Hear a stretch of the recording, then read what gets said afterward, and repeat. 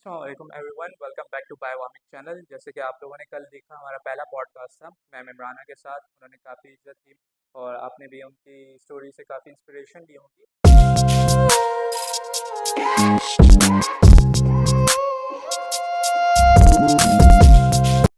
आज हमारे साथ उन्हीं के डिपार्टमेंट की जूनियर लेक्चरर आप कह लें या जिस जो भी आप नाम देना चाहें, लेकिन उन्हीं के डिपार्टमेंट की यानी कि बायोकेमिस्ट्री डिपार्टमेंट जिन्ना सिंध मेडिकल यूनिवर्सिटी से आज हमें ज्वाइन किया है मैम अंबर नूरानी है। तो मैम अंबर नूरानी जो है वो ज़्यादातर हमें जो है हम फर्स्ट ईयर और सेकेंड ईयर में उनके बायोकेमिस्ट्री लैब में लेक्चर्स दिया करते थे। सो हम खुशामदीद कहते हैं डॉक्टर अंबर नूरानी को। Thank you so much. Thank you so much ma'am for coming and for giving us time. Ma'am start करते हैं। सबसे पहले अस्सलाम वालेकुम। वालेकुम अस्सलाम। कैसे हैं आप? अल्हम्दुलिल्लाह बिल्कुल ठीक ठाक। ठीक है मैम। सो वैसे तो मैम अंबर की फीचर्स का मुझे इतना नहीं पता क्योंकि जाहिर सी बात है हमारा इंटरेक्शन बहुत कम रहा। लाइक फर्स्ट ईयर में कोविड रहा और सेकंड ईयर में मैम और हमारी बायोकेमिस्ट्री लैब बहुत कम हुआ करती थी। लेकिन मैम की मुझे एक सबसे अच्छी फीचर पता लगी थी और मैम ने वो काफ़ी देर से बताया कि मैम माशाल्लाह अपने टाइम की गोल्ड मेडलिस्ट रही हैं अपनी यूनिवर्सिटी के अंदर। सो मैम स्टार्ट करेंगे। जस्ट कुछ क्वेश्चंस होंगे जो मैंने कल मैम इमराना से भी किए थे, लेकिन as compared with that you are much more junior. हाँ और हमसे भी मेरे ख्याल में हमारे बैच से आपका जो है वो इतनी इतनी सीनियर नहीं होगी। हाँ दिखने में तो आप मेरी बैच फ्रेंड। हाँ, ये कि सिंस इतना ज़्यादा एज डिफरेंस नहीं है तो we can talk a bit more freely of course. Yes. Okay, so ma'am start करते हैं हम। सबसे पहला मैं क्वेश्चन आपसे करना चाहूँगा कि मैम आपकी मैट्रिकुलेशन कहाँ की है? मैंने किया है आर्मी पब्लिक स्कूल हैदराबाद से। आर्मी पब्लिक स्कूल जी, हैदराबाद इन में। 2008। मेरा भी खुद आर्मी पब्लिक स्कूल लेकिन सदर से कराची अच्छा से। अच्छा, ओके ओके, ठीक। 2008 के जी। अंदर। और मैम कोई स्पेशल इवेंट आपको याद रहा हो जिस तरह के उस टाइम पे खैर 2008 और काफ़ी डिफरेंस है। इवेंट्स तो बहुत होते थे, अब एग्जैक्टली मुझे इतना याद नहीं है। I have a very poor memory, मुझे याद नहीं रहती पुरानी बातें। बट थी बहुत सारी। वहाँ पे बहुत कॉम्पिटिशन्स में जाते थे, डिबेट्स करते थे, सिंगिंग करते थे, स्पीचेस करते थे, और फ्रेंड्स होते थे बहुत सारे, और वो फ्रेंड्स अब तक सब कांटेक्ट में हैं। तो ये कि दोस्तियाँ बनाना वहाँ से सीखी स्कूल लाइफ से, और अब तक वो माशाल्लाह अल्हम्दुलिल्लाह वो सब फ्रेंड्स अभी तक साथ हैं। नाइस माशाल्लाह। अच्छा मैम कोई कॉलेज और स्कूल में क्या डिफरेंस आपको लगता है कि कॉलेज लाइफ ज़्यादा बेटर है या स्कूल लाइफ? मेरी तो दोनों बहुत अच्छी रही, क्योंकि कॉलेज की जो मेरे फ्रेंड्स थे, हमारा गर्ल्स कॉलेज था, वहाँ पे जो मेरी दोस्तें बनी वो भी अभी तक बहुत मेरे साथ मुखलिस हैं, और हम सबका ग्रुप अभी तक बना हुआ है। और हम साल में एक दफ़ा, although everybody is now living in different countries, but साल में एक दफ़ा कोई ना कोई इत्तेफाक ऐसा हो जाता है कि हम सब मिलते हैं और कोई ना कोई प्लान बना लेते हैं मिलने का। तो ये कि कॉलेज लाइफ में हम लोग बहुत केयर फ्री हो गए थे, बंक करना क्लासेस को, बिला वजह टीचर्स को तंग करना, ये सब बहुत किया है। लेकिन ये कि स्कूल लाइफ में स्ट्रिक्टनेस थी, since it was an army public school, बहुत स्ट्रिक्टनेस थी। लेकिन कॉलेज लाइफ में हम लोगों को काफ़ी ढील मिल गई थी। तो ये कि हम लोग बहुत मस्ती मजाक करते थे, and I was never a nerd. मैं कभी भी ऐसा नहीं था किताबी कीड़ा बन के, मैंने कभी नहीं पढ़ा। स्कूल लाइफ तक पढ़ा, फिर कॉलेज में थोड़ा सा अगेन रिलैक्सेशन मिल गई। बट एग्जाम से पहले मैं बहुत अच्छा पढ़ती थी, तो इस वजह से शायद मेरे नंबर अच्छे आ जाते थे। कॉलेज आपने कहाँ से किया? हैदराबाद से ही सुपीरियर कॉलेज एक था हमारा, वहाँ पे अभी भी शायद होगा, superior college of science. It was a private college, तो वहाँ से हम लोगों ने किया था। अच्छा मैंने मैम जैसे माशाल्लाह आपकी डिस्टिंक्शन है जी, आपकी यूनिवर्सिटी के अंदर, तो स्कूल और कॉलेज में इस तरह की कोई हमेशा हमेशा मेरी पोजीशन रहती थी। कॉलेज में तो नहीं, बट टिल स्कूल लाइफ मेरी हमेशा पोजीशन, फर्स्ट पोजीशन में हमेशा। I was never, I was unbeatable, कोई मुझे बीट नहीं कर पाता था स्कूल में। कॉलेज में भी मेरी 84 गई थी इंटर के अंदर, और फिर उसके बाद एडमिशन हो गया लम्स में। लम्स से किया है मैंने अपना ग्रेजुएशन। जी अच्छा मैम आपके टाइम में मेरे ख्याल में आई गेस अगर if I am not wrong तो 2010 या 11 का टाइम होगा ना जी जी एमबीबीएस जी जी, आपने बिल्कुल एमबीए की तैयारी। बिल्कुल। सो मैम इतना तो खैर डिफरेंस नहीं है। लाइक हमारा भी 2000 आप 20 कह लें, लेकिन 9 साल का काफ़ी डिफरेंस आ जाता है। सो आई थिंक सो कि ये वो टाइम पीरियड था कि इस टाइम पे बहुत सारी चेंजेस आई हैं हमारी बहुत सारी दुनिया चेंजेस के आएंगे। अंदर। जी, तो ma'am I just want to know ये नहीं कि आपने पढ़ा कैसे, लेकिन उस टाइम पे आपके पास रिसोर्सेज क्या थे लाइक हमारे पास पढ़ाई के उस लिए? वक्त रिसोर्सेज एज सच इतने थे नहीं, बस बुक्स ही थे मोस्टली। मैं तो यूजुअली बुक्स को ही प्रेफर करती थी। बहुत सारे बच्चे ऐसे थे जो कुछ कुछ उस वक्त, जैसे डॉक्टर वो कौन से हैं एनाटमी के, डॉक्टर नंदा। नहीं, जो जो अपने यूट्यूब चैनल्स पे बहुत ज़्यादा एनाटमी पढ़ाते हैं यार, I am forgetting his name, बाल जो हैं, बहुत अच्छे लेक्चर्स देते हैं वो। अच्छा, भूल गई हूँ मैं। तो उनके लेक्चर्स वो लोग पढ़ते थे, बट मैंने कभी इन चीज़ों पे नहीं फोकस किया था। मैं हमेशा बुक्स ही पढ़ती थी, और वो हमेशा मैं मोटी वाली बुक्स पढ़ती थी, टेक्स्ट बुक्स। मैंने कभी भी किसी किस्म की रेफरेंस बुक या चोपड़ीज, इनको मैंने कभी भी नहीं पढ़ा। हाँ, अच्छा मैम, इमराना से मैंने ये कल सवाल किया था और आपसे भी करूँ, क्योंकि वो तो खैर एज है उस टाइम पे, तो खैर यही बहुत ही ट्रेंड ज़्यादा वो ये ट्रेंड सीनियर है वो, ऑफ बहुत कोर्स। ज़्यादा चलता था। जी जी। ठीक है, उस टाइम पे कि बच्चों का कोई शौक नहीं होता था तो पेरेंट्स जो कहते वो कर लिया कर। तो मैम आप ऑनेस्टली बताएं कि मेडिकल में आना आपकी अपनी मेरा चॉइस थी? अपनी मेरी अपनी चॉइस थी, वाई? बिकॉज मैंने, आई डोंट नो, बचपन से ही मुझे बस शौक था कि मुझे डॉक्टर बनना है, मुझे डॉक्टर बनना है। एंड मेरे पापा भी यही चाहते थे, ऑल्दो ऐसा नहीं कि उन्होंने मुझे प्रेशराइज किया हो, बट उनकी भी ख्वाहिश थी कि मैं डॉक्टर बनूं। एंड प्रॉबली उनकी बातें सुन सुन के कि he was very much interested in medical science, और वो कोई भी न्यूज़पेपर का एड आता था या कोई न्यूज़ आती थी, वो मुझसे जरूर शेयर करते थे कि देखो अंबर अभी ये हुआ है, इस तरह की मेडिसिन हैं, ये है वो है, ये बीमारी इस तरह से लोगों में अफेक्ट करती है, ये sign and symptoms video. Although he was not a doctor, he was an engineer, but still he was very much interested in medical science. तो उनको देख के शायद मुझे और ज़्यादा इस शौक को कहने के पुश मिला, और तभी मैं डॉक्टर बन गई। मीन्स आपकी फैमिली बहुत ज़्यादा सपोर्टिव थी हाँ, आपके? बहुत ज़्यादा, मतलब हम पे कोई वो नहीं था कि यही करना है या यही होना है, ऐसा नहीं था। But since it was my own choice, तो मैं बहुत ज़्यादा इंटरेस्टेड थी, और फिर मैंने इसको करने के लिए बहुत मेहनत की। अच्छा मैम, एमटेक के टाइम में ऑब्वियसली फिर आपको तो बहुत स्ट्रेस स्ट्रेस बहुत होगा। स्ट्रेस था, आप यकीन करो। मतलब इंटर के बाद से जितना, इंटर के एग्जाम्स फॉर एग्जांपल मेरे खत्म हो गए थे मई में, and the rest of the time हमारा जो एंट्री टेस्ट हुआ था वो अक्टूबर में हुआ था, द सेम ईयर 2010। तो उस वो 6 महीने मैंने अपना मोबाइल फोन लपेट के अलमारी में बंद करके रख दिया था, and I was totally into the books. जो हमारी इंटर की और फर्स्ट ईयर की जो हमारी किताबें होती थी, कौन सी होती थी, सिंह टेक्स्ट बुक बोर्ड की, यस। 3 सब्जेक्ट्स थे हमारे, science subject, bio, physics and chemistry.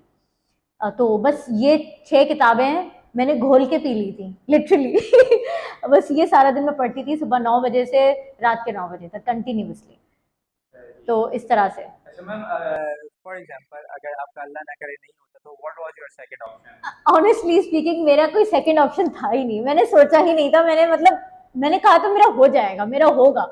मैंने कभी भी ऑप्शन बी दिमाग में लाया ही नहीं कि नहीं, नहीं होगा मेरे। हालांकि मेरे भाई मुझे कहते थे कि चलो अगर तुम्हारा मेरिट पे नहीं हुआ गवर्नमेंट यूनिवर्सिटी में, हम तुम्हें प्राइवेट में एनरोल कर देंगे। लियाकत नेशनल का भी मैंने टेस्ट दिया था, मैंने आगा खान का भी टेस्ट दिया था, मैंने बकाई का भी टेस्ट दिया था।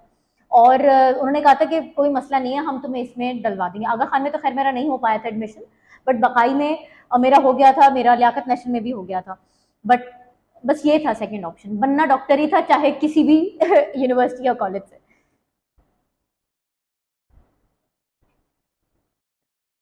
अच्छा ma'am, if you are feeling comfortable तो उस टाइम पे तो मेरे ख्याल में हमारे पास नेगेटिव मार्किंग भी होती थी ना जी एमसेट जी में, जी, बिल्कुल होती एग्जैक्टली। थी। सो उस टाइम पे आपका स्कोर क्या था, अगर आप बताना स्कोर चाहें? मुझे बताने में हर्ज नहीं है, लेकिन मुझे याद नहीं है। आई थिंक मेरे टोटल जो हमारी कम्युलेटिव बनती है, एग्रीगेट। हाँ, जो एग्रीगेट बनता है, वो अराउंड 80 था। तो मुझे एग्जैक्ट परसेंटेज याद नहीं, बट इट वाज तकरीबन 80, मीन्स अराउंड आपका 80। कराची का डोमिसाइल नहीं है आप? नहीं, मैं हैदराबाद का डोमिसाइल, अच्छा अर्बन है, अर्बन है, ये भी रूरल नहीं है। जी तो उस हिसाब से आपका फिर लम्स में हुआ? जी, लम्स में। मैंने, मेरा फर्स्ट चॉइस ही लम्स है, because I was living in Hyderabad, तो मैंने चूज ही नहीं किया कुछ और इसके अच्छा अलावा। मैम, रिजल्ट कितने अर्से बाद आया था आपको? हम लोगों का तो की आ जाती थी वेरी नेक्स्ट डे, और जल्दी आ गया था रिजल्ट। मैंने एक चीज़ ये नोटिस की है कि अब जो हालात चल रहे हैं एंट्री टेस्ट को लेके, उस वक्त it was not much complicated compare to these days. और हम लोग का बड़ा स्मूथली एनटीएस रन करता था, बहुत अच्छा सा हो जाता था। और ऐसा कोई जो स्कैम्स होना, स्कैंडल्स होना, ये नहीं उस वक्त होते होंगे, बट हमारे टाइम पे अल्हम्दुलिल्लाह इस तरह का कुछ नहीं हो रहा था। तो हम लोग का एडमिशन भी बहुत जल्दी प्रोसेस हुआ। मैं आपको बता रही हूँ, जैसे I still remember the date, 14 October हमारा एंट्री टेस्ट हुआ था, and my first day at university was 10th December the very same year. तो हम लोग की क्लासेस भी बहुत जल्दी शुरू हो गई थी, और किसी किस्म के कोई घपले नहीं हुए थे। तो मैं समझती कि उस टाइम पे बहुत अच्छा था जो भी कंडक्ट करने का तरीकाकार था, कंपेयर टू दीज डेज। अच्छा मैम, आपका जब हो गया मेडिकल यूनिवर्सिटी में जी, admission, so what was your reaction and your family's reaction? हाँ, मैं तो बस पागल लोग चीखें मार रही थी मैं खुशी से। और जब मैं अपनी की चेक कर रही थी तो भाईजान मेरे साथ बैठे हुए थे और मैंने अपनी आंखें ऐसे बंद की हुई थी और कहती नहीं मुझे मत बताओ कौन सा सही आंसर है कौन सा नहीं है। और वो कहता है अरे आंखें खोलो, मुझे क्या पता तुमने क्या किया है, देखो तो सही की तुम ही देखोगी ना। और मैं बस आंखें बंद करके कभी खोल रही थी कभी बंद करी थी, इस तरह से मैंने अपनी की टैली की थी। और जब मुझे पता चल गया कि इतने सारे मेरे करेक्ट हुए हैं, आई वाज श्योर कि बस अब मेरा हो चुका है यहाँ पे एडमिशन। अच्छा मैम, उस टाइम पे आपकी कोई ड्रीम यूनिवर्सिटी थी कि यार लम्स ही थी बस, अच्छा लंच बस थी, लम्स ही थी। लाइक ऐसा नहीं था कि खान हो जाता तो आगा खान का टेस्ट दिया था बट ऑफ कोर्स एक्चुअली आगा खान वाले टेस्ट लेते हैं आपके इंटर के एग्जाम से भी पहले। उस टाइम जब मेरा हुआ था तो ज़ाहिर है पढ़ाई हुई ही नहीं थी, इंटर की ही नहीं थी। जैसे कि मैंने कहा मैं हमेशा एग्जाम से पहले पढ़ती थी, तो मैंने पढ़ा ही नहीं था, तो मुझे पता था कि नहीं होगा, तो जस्ट फॉर एन एक्सपीरियंस मैंने टेस्ट दे दिया था आगा खान का। बाकी फिर इसके बाद जितने भी हुए लियाकत नेशनल का बकाई का उन सब में मैंने पास कर लिया था। सही सही। मतलब कि आपने कहा कि लंच में हो गया तो हाँ बस काफी है। काफ़ी है। अच्छा मैम, फिर यूनिवर्सिटी जाने की एक अलग एक्साइटमेंट होती बहुत है। ज़्यादा एक्साइटमेंट थी, ठीक बहुत है ज़्यादा। मैम, तो आप थोड़ा सा एक्सपीरियंस बता सकती हैं कि फर्स्ट डे आपका कैसा था? फर्स्ट डे मेरा जो था उस दिन हमारी बहुत ख्वारी हुई थी, ख्वारी एज इन कि क्योंकि रास्ते नहीं पता थे। LUMS is a huge university compare to SMC and Dow, बहुत बड़ा कैंपस होता था हमारा। और हम लोगों को पता ही था यार लेक्चर हॉल्स कहाँ हैं। हम लोग सिर्फ ख्वार हो रहे थे उस दिन ना, कभी इधर जा रहे हैं और सीनियर्स ऐसे थे कि वो जानबूझ के हमें गलत रास्ता बता रहे थे कि नहीं यहाँ चले जाएं यहाँ चले जाएं। और फिर एक फर्स्ट डे पे ही मुझे किसी ने गलत गाइड किया था and they were actually sending us, me and my friend were together and they were actually sending us to a huge group of seniors जो कि हमारा वेट कर रहे थे रैगिंग के लिए। रैगिंग भी बहुत हुई थी भाई। तो बस it was a fun memory, मजा भी आ रहा था। कभी ऐसा नहीं कि जी रोने लग गए और मुंह छुपा लिया भागते फिरे, नहीं भाई खूब अच्छे से रैगिंग करवाई है, बहुत मजा आया था। तो मैं आपका घर तो करीब ही होगा ना लंच से या? लम्स बेसिकली जामशोरो सिटी में है और घर हमारा होता था हैदराबाद में, तो हमारे पॉइंट चलते थे जैसे यहाँ चलते हैं कराची में, तो पॉइंट सिस्टम ही था और पॉइंट मेरे घर के सामने ही आता था इत्तेफाक से, तो बहुत इजी था। एज गवर्नमेंट यूनिवर्सिटी से ये कॉन्सेप्ट होता है कि एडमिनिस्ट्रेशन थोड़ी अनकोऑपरेटिव रहती है या इस तरह के हर्डल्स वगैरह में फेस करने पड़ते हैं? इतना ज्यादा नहीं था, कभी इतना ज्यादा अल्हम्दुलिल्लाह कोई पाला नहीं पड़ा कि जी किसी काम में फंस गए, लेकिन ऐसा हुआ नहीं हो कि कभी हमारे टीचर्स ने या हमारे जो वहाँ का एडमिन स्टाफ था उन्होंने हमें फैसिलिटेट ना किया हो। हमारे टाइम पे प्रिंसिपल साहब थे professor doctor Shafi Jatoi, he is an eye surgeon and he was very very humble person. वो क्या है? हाँ एग्जैक्टली, जो आप पढ़ते हैं आई की, तो वो बहुत कोऑपरेटिव इंसान थे, हर चीज में कोऑपरेट करते थे, तो कभी कोई इशू नहीं हुआ। हाँ एक चीज में वो हमेशा मना करते थे, अक्सर जब हमारे पास एग्जाम की डेट्स आ जाती थी तो हम लोग बैकआउट करते थे कि नहीं हमारे एग्जाम्स आगे बढ़ाओ। वो चीज, वो बंदा ऐसा था कि भाई अटल अपने फैसले पे कि कुछ भी हो जाए एग्जाम उसी डेट पे होगा चाहे तुम कुछ भी करो। तो he was a man of principles, इस मैम तरह से था। आपने जैसे कहा कि आप जो है वो माशाल्लाह हर चीज़ में टॉप रही हैं अपने स्कूल टाइम में।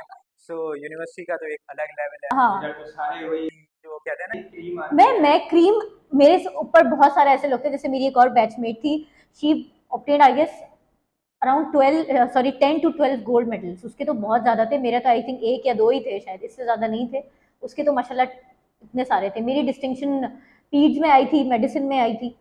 हाँ, और उसके तो माशाल्लाह शी वाज अ जीनियस। तो मेरे से ऊपर भी बहुत लोग थे, ऐसा नहीं था कि मैं ही थी सिर्फ। हाँ तो मैम मतलब फर्स्ट ईयर में आप आई, ठीक है, उसमें आपने देखा कि इतने सारे इतना बड़ा बैच है। जी तो उसमें फिर आप कहाँ समझ रही थी अपने आप को कि आपका मतलब जहन में तो होता है ऑब्वियसली, हर किसी का शौक होता है कि यार गोल्ड मेडल लेना है, जी ये जी, प्रोमिनेंट देखो बच्चा मैंने बनना है। कभी भी यूनिवर्सिटी में आने के बाद इस तरह नहीं पढ़ा कि जी मुझे डिस्टिंक्शन चाहिए या मुझे गोल्ड। पढ़ाई मैंने बहुत अच्छी की but not for the purpose, बस ये था कि यार एटलीस्ट 3.5 से अबव जीपी आनी चाहिए। बस ये मेरा मकसद नहीं था कि मुझे पोजीशन चाहिए या मुझे गोल्ड मेडल चाहिए। और हमेशा इस तरह पढ़ा कि अपने कॉन्सेप्ट्स मैंने क्लियर किए एंड आई ऑलरेडी सेड कि हमेशा मैंने अच्छे टेक्स्ट बुक्स को रेफर किया, मैंने कभी भी शॉर्ट बुक्स को रेफर नहीं किया। जी मतलब कि आपने हमेशा लॉन्ग से हमेशा, जैसे एनाटॉमी में आप लोग स्नेल्स पढ़ते थे तो फुल वर्जन जो था उसका मोटा वाला, नॉट जस्ट स्नेल्स, हमारे टाइम पे एक आरटी लास्ट होती थी, केएलएम होती थी, तो जहां जहां से जितना पढ़ सकती थी मैं पढ़ती थी इस तरह से। तो मैम आप जस्ट ब्रीफली बता सकती हैं कि मतलब कौन कौन सी बुक्स आपने यूज की like first year first year second में जैसे एनाटॉमी के लिए अगेन यही 3 बुक्स। आरजी लास्ट तो हमारे प्रोफेसर थे, वो बहुत ज़्यादा करते थे, बहुत अच्छी किताब थी। केएलएम हम लोग ज़्यादा करते थे फॉर क्लिनिकल्स और स्नेल करते थे, बाकी ये दो का मिक्सचर होता था। बायोकेमिस्ट्री में भी use to opt for Chatterjee mostly, और चैटर्जी के बाद फिर हार्पर को हम लोग पे, लिपिन कॉट हम लोग ज़्यादा नहीं करते थे। यहाँ पे जैसे जेएसएमयू में लिपिन कॉट पे ज़्यादा जोर दिया जाता है, हम लोग के पास चैटर्जी और हार्पर्स को ज़्यादा जोर दिया जाता था। और फिजियोलॉजी के लिए तो गाइटन, तो मेरी फेवरेट बुक थी गाइटन, तो आई लव द बुक। और बस ये 3 चीज़ें थी। उसके बाद हमारा थर्ड ईयर था, थर्ड ईयर में हम लोग क्या पढ़ते हैं, फोरेंसिक मेडिसिन पढ़ते हैं और कम्युनिटी मेडिसिन। हाँ, कम्युनिटी हमारी फोर्थ ईयर में होती थी। थर्ड ईयर में हमारे पास पैथो बेसिक होता था, बेसिक्स ऑफ पैथोलॉजी, जिसमें हम लोग इंट्रो वाला पूरा पोर्शन पढ़ते थे। एंड फोरेंसिक की मुझे बुक याद नहीं आ रही है, बट मगर वो वही थी जो आप लोग पढ़ रहे हैं, जो हाँ प्रोबेबली यही नाम था। हाँ हाँ, पारिक पारिक भी थी, वो लेके रखी हुई थी मैंने, मगर कभी पढ़ी नहीं, लेकिन वही पढ़ते थे जो आप बता रहे हो। एक टॉक्सिकोलॉजी की अलग किताब आती थी, वो पढ़ी थी। जूरिस्प्रूडेंस हम लोगों ने पढ़ी थी। इस तरह से था।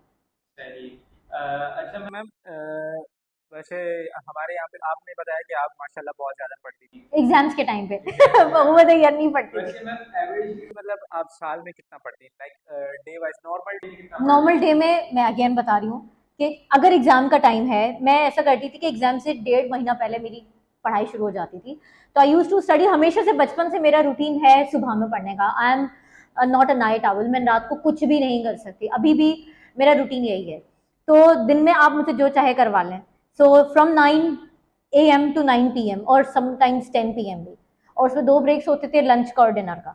And I use to study continuously, just 2 breaks in between. हैं? ये मेरा रूटीन होता था, और सिर्फ एग्जाम से 1-1.5 महीना पहले से ये रूटीन स्टार्ट होता था। बाकी सारा साल में नहीं पढ़ती थी अच्छा मैम, आजकल तो बच्चों में स्टूडेंट्स में बहुत ज़्यादा ये कॉमन पाया जाता है कि कोई साइड जॉब करनी है, तो उस टाइम पे आपके टाइम में था ये कॉन्सेप्ट या नहीं नहीं, नहीं नहीं था था। हम, बिल्कुल? मेरे साथ जो, मैं जितने मेरे इतने सारे बैचमेट्स से, मैंने किसी को जॉब करते हुए नहीं देखा। कोई नहीं करता था। हम्म। अच्छा मैम, पीट्स के अलावा आपने कौन से सब्जेक्ट मेंशन किए किसमें आपको डिस्टिंक्शन मिली? मेडिसिन के अंदर, ठीक है। अच्छा मैम, वैसे जस्ट आस्किंग फॉर फन, मतलब कि अगर आपने वैसे होता है ना कि शहर में यार गोल्ड मेडल मिल गया, गोल्ड का है, तो आपने कभी पता है कि इतना असल गोल्ड नहीं है नहीं, उसमें? इट ऑफ कोर्स असल गोल्ड नहीं है भाई वो शायद पता नहीं कोई, शायद आयरन ही है, और उसको बस गोल्ड का कोटिंग चढ़ा दी। गोल्ड भी असली वाला गोल्ड नहीं है, बस वो पेंट किया हुआ है उसके ऊपर गोल्ड अच्छा। का। हाँ, असली गोल्ड नहीं होता हाँ, लोग समझते हैं कि असली नहीं नहीं गोल्ड नहीं, ही असली एक गोल्ड नहीं ग्राम का होता। असली गोल्ड होता ना होगा। ना ना, ऐसा नहीं है। अच्छा, सो मैम, वैसे समझ नहीं आता ये क्या, मतलब कि आपका गोल्ड मेडल लिया आपने माशाल्लाह, सो व्हाई टीचिंग, मतलब टीचिंग के प्रोफेशन में टीचिंग का क्यों आपने? प्रोफेशन, वैसे तो I was always opting for clinical side. मेरा हमेशा से शौक था, और हमेशा से पीड्स में ही जाने का शौक था। उससे पहले मैं चाहती थी गेस्ट्रोएंट्रोलॉजी या मेडिसिन में जाने के लिए, बट लेटर ऑन जब मैंने फाइनल ईयर में आई, पीड्स मुझे बहुत पसंद आई, बहुत अच्छी लगी मुझे। तो और मैंने अपना मेजर भी हाउस में पीड्स में ही किया फिर, इसी वजह से। बट फिर हुआ ये कि कुछ इश्यूज, इश्यूज तो मैं नहीं कहूंगी, पता नहीं होता जिंदगी में इंसान को क्या किस तरफ लेके जा रही है। I got married, I move to Australia. मैंने वहां पे एएमसी एग्जाम भी दिया, पार्ट 1। फिर वहीं पे मैं रहती रही कुछ साल। Then I delivered my baby, and of course बच्चा होने के बाद it was not possible for me to continue for the teaching side, oh sorry, clinical side. Because आप क्लिनिकल साइड पे तब मूव हो सकते हैं when you have someone else at home to take care of your baby. मेरे पास कोई नहीं था। I do not trust on anyone for the take care of my child. मैं किसी डे केयर पे रिलाई नहीं कर सकती, ऑल्दो वहाँ पे बहुत अच्छे होते हैं, बट मैं नहीं कर सकती। I can not trust anyone, ठीक है ना। तो या तो I can only trust my husband, और I can only trust myself. तो I opted to choose the teaching side which is much more convenient, because इसमें आप वर्क लाइफ बैलेंस अच्छे से मेंटेन कर सकते हो ना, कि लॉन्ग वर्किंग आवर्स नहीं है, नाइट ड्यूटीज नहीं है, 24-24 घंटे की ड्यूटीज नहीं है। तो it was easier for me. तो that's why I switch my field of work. इस वजह से मैंने स्विच किया था। अदरवाइज अभी भी अगर मुझे मौका मिला, इंशाल्लाह as soon as my child grows up, थोड़ा सा वो और समझदार हो जाए, he is 5 now, but until and unless he becomes able to take care of himself a bit, थोड़ा सा 10 साल का हो जाए या कुछ, तो then I definitely switch on to the clinical side इंशाल्लाह। हाँ, बट टीचिंग में भी बहुत मजा है। ऐसा नहीं है कि मेरी रुक गया है, ऐसा नहीं है। I am still doing a lot of publications, research चल रहा है, तो I am still in touch with my field. जी। हाँ, ये बहुत अच्छी चीज़ है, मतलब कि मैम, वैसे तो होता है ना कभी कभार लड़कियां जो है वो सिर्फ एमबीबीएस पढ़ती हैं ताकि अच्छा रिश्ता आ जाए ऐसा और नहीं फिर करना चाहिए, डिसकंटिन्यू या कर देती ऐसा हैं। नहीं करना चाहिए। और हमारे यहाँ है ये ट्रेंड, अनफॉर्चुनेटली, कि डॉक्टर बहू चाहिए who can make gold rotis, तो ये दिस इज़ वेरी पैथेटिक है, कि ऐसा नहीं होना चाहिए। Exactly ma'am. सो मैम आपकी लाइफ में क्या मतलब आपकी हाउस जॉब के बाद हुई है शादी, जी जी। ठीक है, तो मतलब आप कैसा फील कर रही थी, चेंजेस क्या आए, लाइक आपके हस्बैंड भी उसी तरह सपोर्टिव थे जैसे फैमिली थी, या नहीं उनने नहीं, किसी बिल्कुल तरह से? सपोर्टिव थे उन्होंने तो मुझे किसी चीज़ से कभी रोका ही नहीं, और उन्होंने यही कहा कि तुम्हारा जो दिल चाहे, जब भी मैंने एएमसी का एग्जाम भी दिया, but again pregnancy was unplanned, हमें पता नहीं था क्या ये हो जाएगा, तो बिकॉज आरिस वाज बोर्न, तो उस वजह से it was my own decision to switch to the teaching side, it was not my husband's decision, उन्होंने नहीं कभी मुझे किसी चीज़ से रोका, तो ये हुआ ना, ही इज़ वेरी मच सपोर्टिव अल्हम्दुलिल्लाह, मैं जो कहती हूँ वो मान जाते हैं, और मतलब कभी मुझ पे अपने फैसले नहीं थोपते कि तुम्हें ये करना है या ये करना है, so he is very much supportive. AMC का टेस्ट मैम आपने किस ईयर में दिया? 2018 में दिया था मैंने। 2018, जी। मतलब कि इतना डिफरेंस नहीं है। हाँ नहीं, as soon as I move to Australia मैंने तैयारी की थी and I appeared in the test, yes. Part 2 मैंने नहीं दिया था, बिकॉज अगेन मैंने बताया कि मैंने सोचा कि I switch to the teaching side, तो फिर मैं रुक गई थी, थोड़ा सा हॉल्ट आया था मेरे करियर के अंदर, फिर देन आई रिज्यूम्ड इन 2019, इस तरह से किया था मैंने। तो मैम मैंने सुना है कि एएमसी का जो टेस्ट होता है वो as compared with the other medical test it's बहुत वेरी ज़्यादा है। डिफिकल्ट। तो मैम आपने तैयारी कैसे की थी, अगर पार्ट आप वन की तैयारी पार्ट वन की तैयारी उस टाइम पे अगेन मैंने जैसे बताया कि मैं ज़्यादातर बुक्स को रेफर करती हूँ, मैं पढ़ने के लिए, अब तो खैर बहुत ज़्यादा चीज़ें आ गई हैं, बट उस टाइम पर भी आई यूज टू प्रेफर बुक्स, तो हमारी जॉन मुर्ताग की बुक होती थी, उसको मैंने बहुत अच्छे से पढ़ा था। Then we had AMC handbook, उसमें वो एमसीक्यूज होते हैं बहुत अच्छे तरह के, और उन हर एमसीक्यू की राइट आंसर की एक्सप्लेनेशन और इवन रॉन्ग आंसर की एक्सप्लेनेशन भी एट द बैक लिखी होती है, तो वो मैंने बहुत अच्छे से पढ़ी थी। फिर हमारे पास फेसबुक पे ग्रुप्स होते थे डिफरेंट, जिसमें पास्ट रिकॉल्स को हम लोग प्रैक्टिस करते थे, वो उस ग्रुप में मैं थी, तो वो लोग ढूंढ ढूंढ के लाते थे। नहीं नहीं, it was a group made by I don't know who, but उन्होंने ग्रुप बनाया हुआ था, एमेडेक्स के नाम से ग्रुप है वो, यस, AMEDEX, उस नाम से वो ग्रुप है, I am still enrolled in that group. तो उसमें फिर डिफरेंट जो भी जिनका हुआ, बेसिकली एएमसी कुछ ही कंट्रीज में कंडक्ट होता है, पाकिस्तान में नहीं होता, I guess it is conducted in Singapore, और अब शायद बांग्लादेश में भी होने लग गया है, और ऑस्ट्रेलिया में होता है, बहुत सारे जगहों पे नहीं होता, जैसे यूएस असेंबली पाकिस्तान में भी आप पार्ट 1 दे सकते हैं, एएमसी का ये चक्कर नहीं है। तो जिन जिन कंट्रीज में हुआ, जहां जहां के लोग रह रहे हैं, वो अपने रिकॉल्स पोस्ट करते रहते थे, और फिर उनकी प्रैक्टिस प्रैक्टिस प्रैक्टिस प्रैक्टिस, तो इस तरह से और ऑस्ट्रेलिया का जो health care system is very much different and difficult compare to the other region, specially Pakistan, वहां पे अप्रोच ही अलग है, तो उसके हिसाब से मुझे स्टडी करना पड़ा, उनके वैक्सीनेशन शेड्यूल्स को याद करना पड़ा, उनके जो भी तरीक़ेकार होता है, कि जैसे फॉर एग्जांपल आपके पास एक पेशेंट आया with symptoms of angina and history of cardiovascular diseases in his family history, तो उनका तरीक़ाकार ही is entirely different compare to our region, तो उसको याद करना पड़ा। डिफरेंट बुक्स आती हैं, silver books, red books and बहुत सारी डिफरेंट तरह की, तो वो सारी उनको पढ़ा इस तरह से। तो उनका भी पार्ट 1 पास फेल है जैसे? या पास फेल ही होता है, मतलब पास फेल लाइक आपने इतना स्कोर कर लिया तो आप पास हैं, इस तरह से होता है। तो उधर मतलब रेजिडेंसी का क्या है कि मतलब इजीली मिल जाती है या रेजिडेंसी मुश्किल से मिलती है, और मिलती भी है अगर आपको, तो not in the metropolitan cities, बहुत आपकी बहुत अच्छी या तो कोई सोर्स है या आपका कोई रेफरेंस है तो आपको मिल जाएगी सिडनी में या मेलबर्न में, बट इनिशियल स्टेजेस पे आपको डिफरेंट जो आपके रीजनल एरियाज हैं, डिफरेंट सिटीज हैं, उनमें ही जाना पड़ता है, ऐसा होता है। तो पार्ट 2 की आप तैयारी कर रही थी उधर या नहीं? नहीं, मैंने स्टार्ट नहीं की थी। अच्छा, मतलब जी कि आप पार्ट 1 पे, हाँ, मतलब उधर की रेजिडेंसी तो पार्ट 2 के बाद पार्ट 2 के बाद मिलती है। अभी तो बहुत सारे डिफरेंट तरीकेकार लोगों ने ढूंढ लिए हैं कि पार्ट 1 के बाद भी वो लोग अगेन आउटस्कर्ट्स में डिफरेंट छोटे छोटे शहरों में जाके पार्ट 1 की बुनियाद पे भी बहुत सारे लोग हैं जो कर रहे हैं, तो I don't exactly know the procedure of how they do it, but it is happening, ये भी हो रहा है जी। अच्छा मैम, आप आई फिर पाकिस्तान, आप वापसी कब आए?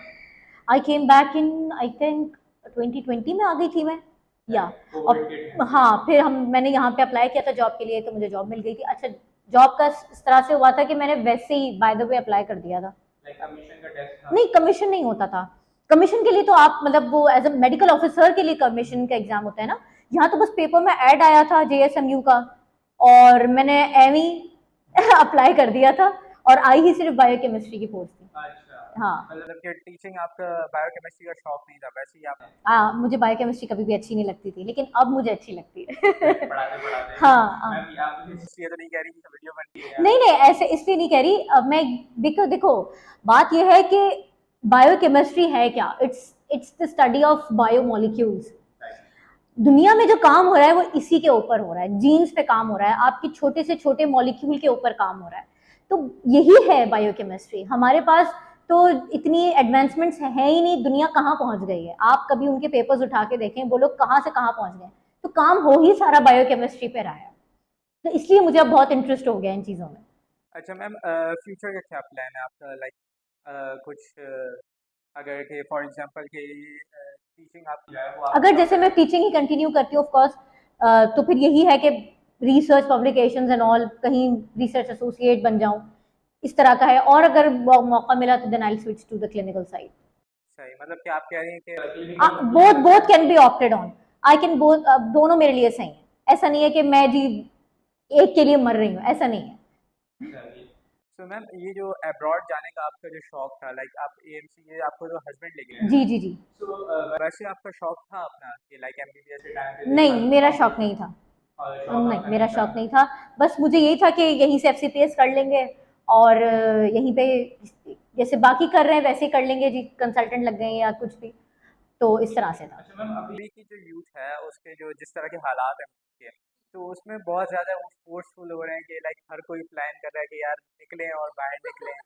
तो हाँ, इस तरह का आपका कोई कॉन्सेप्ट है या देखिए कॉन्सेप्ट तो मेरा भी है कि बाहर बहुत सारी अपॉर्चुनिटीज है ऑफ कोर्स, क्योंकि देखो अपॉर्चुनिटीज हमारे पास भी है, मगर बात यह है कि एक्नॉलेजमेंट नहीं है जो आपको आपको ड्यू एक्नॉलेजमेंट मिलनी चाहिए from your surroundings, from your people around you, from your departmental people जो आपके सीनियर्स हैं या जो हैं। तो I think that is where we are lacking. ठीक है, बहुत सारी जगहों पे ऐसे हैं जो आप लोग जो आपको आगे आना नहीं देना चाहते। सो मैं ये समझती हूँ कि लोगों को जो बाहर जाने का रुझान बढ़ गया है, this is one of the factors कि क्यों लोग भाग रहे हैं। वो इसी वजह से भाग रहे हैं कि यार आपको जब रिकग्निशन नहीं मिल रही, आप अपना 100% दे रहे हो और उसके बावजूद आपको रिकग्निशन नहीं मिल रही जो आपको बाहर मिलती है, तो फिर कोई क्यों नहीं जाएगा। ये बात है। तो मतलब कि आपका प्लान है फ्यूचर में अगर मौका मिला? हाँ ऑफ कोर्स, बिल्कुल, क्यों नहीं। जी ठीक है मैम। ओके, सो मैम आपको जेएसएमयू में जस्ट ये अभी 3 साल ही हुए आई गेस, ये 4th ईयर है, 4 इयर्स हो गए। तो मैम यहाँ पे मतलब कि आपका पता है कोई प्रमोशन के आप क्या मतलब कि आपको कमीशन के लिए एग्जाम में अप्लाई? नहीं, यहाँ पे प्रमोशन कमीशन के हिसाब से नहीं मिलती है। यहाँ पे ऐसा होता है कि ऐड आता है अगेन, जैसे फॉर एग्जांपल अभी लेक्चरर हूँ मैं, अगर असिस्टेंट प्रोफेसर का ऐड आता है और मेरी क्वालिफिकेशन पे पूरा उतर रही है, then I will be able to apply for that post. फिर असिस्टेंट प्रोफेसर के बाद मेरी अगर पब्लिकेशन इतनी ज़्यादा है, मैं पीएचडी कर लेती हूँ, then I will be able to apply for associate professor and then professor. इस तरह से होता है। तो मैम लाइक ये पब्लिकेशंस और एक्सपीरियंस के बेसिस पे एसोसिएट जी प्रोफेसर इस तरह बना जी, एंड डिग्री के बेसिस पे भी। जी जी, जैसे फॉर एग्जांपल एमफिल हैं आप एंड पीएचडी हैं तो ही आप एसोसिएट एंड प्रोफेसर के लिए अप्लाई तो कर ये सकते एग्जाम में आप अपीयर हो गई, और जैसे कि हम स्टेप 2 देते हैं एमएलए के अंदर, तो एमडी की भी एक लग जाती है हमारे हैं। पास स्टेप 2 देने के बाद एमडी थोड़ी लगता है, लग जाता है क्या? सर्टिफिकेशन के थ्रू। वो MD, I don't think so कि एमडी आप कहलाएंगे। मतलब कि वो कह बट देते लगा देते हैं बच्चे। हैं हाँ, बट आप लगा नहीं सकते जब तक आप वहां जाके, मतलब आपकी पूरी रजिस्ट्रेशन जब तक नहीं हो जाती है पार्ट 3 देने के बाद तक, तब तक ये नहीं लगाना चाहिए उसूलन। एग्जैक्टली। तो मतलब वहाँ पे भी ऐसा कोई सीन सिस्टम है ऑस्ट्रेलिया के अंदर? वहां पे जब तक आप अपने पार्ट 2 क्लियर ना कर लें, फिर आपकी रजिस्ट्रेशन ना हो जाए, तब तक आप नहीं कर सकते। ये इलीगल है। बट अगेन मैंने अभी आपको बताया कि कुछ अभी शायद थोड़ी सी इन लोगों ने लीनियंसी कर दी है कुछ इस तरह से कि आप पार्ट 1 के बाद भी प्रैक्टिस कर सकते हैं। But I don't know if they are able to add MD after their names, I am not sure of that. But अगर ऐसा हो सकता है तो पार्ट 1 के बाद भी आप कर सकते हैं। बट मैं फिर ये कह रही हूँ कि मुझे इस बारे में इतनी इन्फॉर्मेशन नहीं है। तो मैम आप बार बार कंटिन्यूसली रिसर्च और पब्लिकेशन का कह रही है ना, तो मैम आपके अब तो हमारे यहाँ पे स्टूडेंट हमारे टाइम पे रिसर्च का किसी को अलिफ बे भी पता नहीं थी। और कुछ कुछ बच्चे थे, कुछ लोगों ने अवेयरनेस जगाने की कोशिश की थी, लेकिन अगेन कोई गाइड करने वाला नहीं था ऑनेस्टली, कि ये कितनी, उस वक्त इसकी अहमियत का अंदाजा नहीं था। कि यार ये कितना इम्पोर्टेंट है। तो हमारी बैच के कुछ बच्चों ने इनिशिएटिव स्टार्ट किया था और वर्कशॉप्स करवाने का, या कुछ कुछ हमने अटेंड की भी थी। बट अगेन जैसे कि मैं बार बार कह रही हूँ कि उस वक्त हम लोग बस यही था कि जी एग्जाम्स देने और उसमें पास होना है, अच्छी जीपीए लानी है, बस यही हमारा ट्रेंड था। तो रिसर्च में उस वक्त तक हम गए ही नहीं थे। अब अंदाजा हो रहा है कि यार कि ये बेसिक ही रिसर्च है, इसके अलावा तो कुछ हो ही नहीं सकता। अच्छा मैम, मैं ये बस आखिरी सवाल आपसे पूछूंगा, मतलब लास्ट एक दो क्वेश्चन है। ये कि आपने पब्लिकेशन का बताया ना कि आपकी पब्लिकेशन के बेसिस पे होता है, तो मैम आपकी कितनी पब्लिकेशन है इस टाइम ये पे? अराउंड 8 है जी। उसमें क्रॉस सेक्शनल और मेटा क्रॉस सेक्शनल भी हैं, कुछ मेटा एनालिसिस भी हैं, एक आज ही पब्लिश हुई है मेटा एनालिसिस जी, अभी अभी ईमेल आई थी। तो ऐसा है, खुद ही सीख लिया बस डिफरेंट वर्कशॉप्स अटेंड कर करके, और ऑनेस्टली किसी ने नहीं सिखाया, खुद ही सीखा अपने शौक पे। ठीक है। सो मैम बस इंशाल्लाह लास्ट क्वेश्चन पूछ के आपसे बस एक सजेशन चाहिए होगी। वो ये कि मैम अगर आपको ये स्टूडेंट लाइफ, यूनिवर्सिटी लाइफ या फर्स्ट ईयर से मिल जाए दोबारा, या अब हमारी जो आजकल के यूथ के कॉन्सेप्ट्स बने हुए हैं बहुत ज़्यादा, किसी का बाहर जाने का, किसी का क्या करने का क्या प्लान है, अगर पाकिस्तान में कोई रुक रहा है, सो मैम इन सब को मिला के आप एक कोई अच्छी एडवाइस देना चाहेंगे, लाइक एक अच्छी सजेशन कि अगर आपको ये स्टूडेंट लाइफ दोबारा मिल जाए तो आप क्या करना चाहेंगे उससे? मैं अपनी स्टूडेंट लाइफ में अगेन जैसे कि मैंने कहा कि मैं शुरू दिन से I will try to indulge myself into different research projects, ठीक है। और मैं समझती हूँ कि ओनली पढ़ाई इज़ नॉट इनफ आजकल के टाइम पे। तो एक तो ये चेंज मैं लाती अपने अंदर।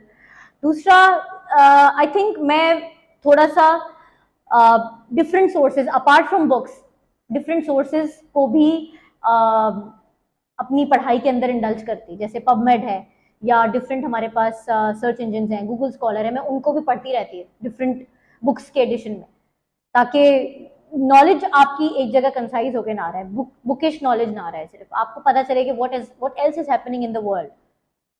ये ठीक है ma'am, thank you so much for your time. आपने जो है वो हमारे लिए वक्त निकाला और इतना अच्छे तरीके से बताया, लाइक यंग जनरेशन है, so obviously I think so कि बहुत सारी इंस्पिरेशन भी होगी हाँ उनको। बिल्कुल। And another advice I would like to give to the younger generation is कि प्लीज आप लोग शॉर्ट बुक्स ना पढ़ा करें। ऑनेस्टली आपका जो है कॉन्सेप्ट सारा तबाह हो जाएगा। शॉर्ट बुक उस वक्त पढ़ें जब आपको रिविजन करना है, उसके अलावा ना पढ़ें, उसको अपना बेसिक ना बनाएं। बिकॉज मैं अगर थोड़ी सी, सॉरी मैं आपका टाइम ले रही हूँ, थोड़ा सा मैं आपको अगर बताऊँ, हम बच्चे जब वाइवा देने आते हैं हमारे पास, तो लिटरली उनको कुछ नहीं आ रहा होता। ज्यादातर वो बच्चे जो शॉर्ट बुक्स रेफर करते हैं, हम पूछते हैं उनसे कुछ हैं और वो बता कुछ नहीं पा रहे होते। सो उनको बिकॉज क्यों, क्योंकि शॉर्ट बुक, अगर किसी ने इतनी बड़ी किताब लिखी है यार, तो वो बेवकूफ तो नहीं है ना। और आप उसका इतना सा निचोड़ आप 100 पेजेस की किताब में कर रहे हैं, तो जाहिर सी बात है उसमें वो इन्फॉर्मेशन है ही नहीं। तो हम बच्चों से वही पूछ लेते हैं और बच्चे कहते हैं हमने तो ये चॉइस पे छोड़ दिया था। तो नंबर वन, चॉइस पे छोड़ना बंद कर दें, क्योंकि अक्सर ऐसा होता है कि हम वही पूछ लेते हैं जो आपने चॉइस पे छोड़ा है। तो please do not refer to the short books, बड़ी बुक पढ़ने की आदत रखें, ताकि एक तो आपकी लर्निंग वास्ट होगी, और आपके दिमाग में, जैसे फॉर एग्जाम्पल आप गाइटन, अगर आपने तुमने पढ़ी होगी, गाइटन में एक बार वो 100 दफा कहता है, वो क्यों कहता है बताओ तुम? मैम ताकि वो चीज़ याद वो रहे। मेमोराइज हो जाती है वो चीज। और उसी के बरक्स फिरदौस अगर तुम उठा लो, वो एक लाइन में सब उसने बता दिया, तो आपको वो चीज नहीं याद रहेगी। तो इस वजह से मैं पढ़ती हमेशा लॉन्ग बुक्स थी, ताकि मुझे वो कॉन्सेप्ट बैठ जाए दिमाग में। तो this is my only advice to the younger generation के शॉर्टकट्स पे ना जाए, बस that's it. Thank you so much, ma'am. With this, we would like to end our today's podcast. Thank you so much for coming, Dr. Amber Rani. No worries, इंशाल्लाह you ma'am most अगर welcome. मौका मिला तो future में आपकी इंशाल्लाह जरूर। जरूर दोबारा से इंशाल्लाह। मुलाकात होगी। Thank you so much, I wish you thank you, I wish you all, I wish you to the best of luck, because अभी फोर्थ ईयर में हो, इंशाल्लाह फाइनल में जाओगे, एंड अच्छे से अच्छा काम करो। और तुम्हारे तो खैर वैसे भी माशाल्लाह से काफ़ी कम्युनिटी सर्विसेज में भी तुम तो बहुत आगे हो, और ये बहुत अच्छी बात है, करना चाहिए। आपकी टीचर्स की दुआएं। With this we would like to end. Thank you so much, इंशाल्लाह मिलते हैं नेक्स्ट पॉडकास्ट।